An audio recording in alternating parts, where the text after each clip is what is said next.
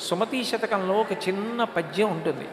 ఉపకారికి నుపకారము విపరీతము కాదు చేయ వివరింపంగా, అపకారికి నుపకారము నెపమెన్నక చేయువాడు నేర్పరి సుమతి అని. ఒక ఉపకారం చేసిన వ్యక్తికి తిరిగి ఉపకారం చెయ్యవలసి వస్తే పెద్ద వెనకాడం.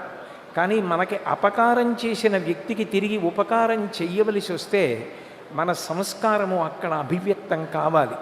అప్పుడు మనకి అపకారమే జ్ఞాపకం వస్తే నువ్వు సంస్కారవంతుడవు కాలేదని గుర్తు.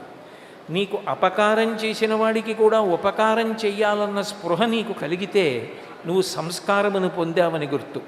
ఈ తెలుగు పద్యం ధారణలో ఉందనుకోండి, మన యొక్క ప్రవర్తనని తీర్చిదిద్దుతుంది.